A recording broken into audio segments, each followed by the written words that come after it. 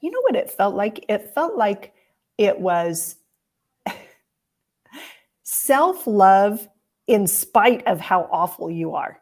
That's what it used to feel like. So there used to be such a contradiction, is that I need to love myself even though I see things that I hate about myself.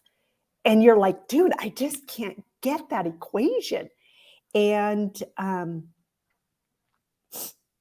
uncon-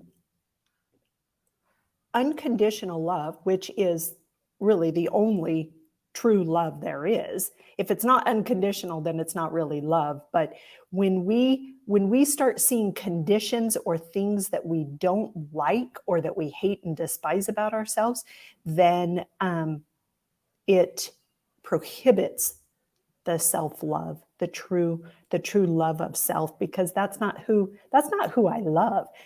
Dude, do I make a lot of choices that I would not repeat? Yeah, I do.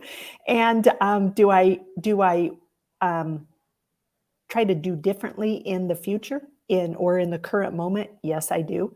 But self love is based on something totally different than my actions. Self love is regardless of what you're doing, what you have done, who you've been, who you're becoming.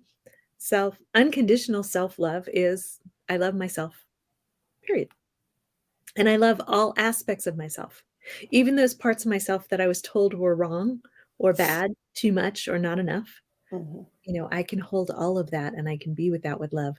And that's what creates the freedom to be and do differently in the future.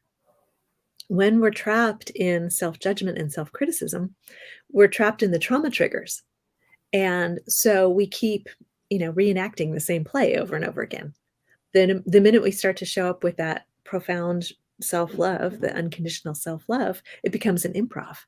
And we can go off script and we can say something different and we can be something different. And those programs can dissolve and we can dissolve those programs as well by Mhm. choosing differently. So, whatever it is that's making me judge this part of myself, I'm asking the angels to dissolve that judgment.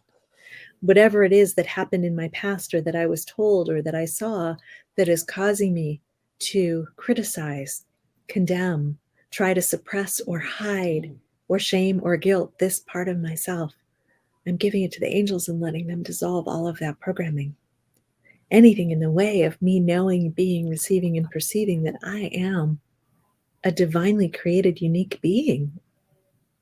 And therefore, it's not a question of worthiness or deservedness. How can the divine not be worthy and deserving?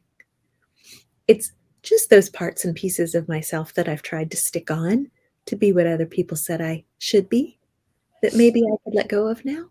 It's just maybe those masks I was wearing, those belief systems I picked up that aren't authentic to me. So I'm going to let all those go. I'm going to give all that to the angels. And I'm going to let them dissolve it, not in one fell swoop, which again might land me in bed because it's exhausting to pull all that stuff out of your system at once. And the angels are very gentle. So I'm going to let the angels start to dissolve that out of my system slowly in divine perfect timing so that every day life gets a little bit easier. Every day I feel a little bit more loving toward myself. Every day I can be a little bit more appreciative of my body telling me that it needs to rest. Every day I can be more with myself, recognizing that grief sometimes looks and feels like the flu. And I can give myself permission to just have that quiet. And I can give myself permission to do that cocooning that I need to do when the world feels too loud and too raucous and too uncomfortable.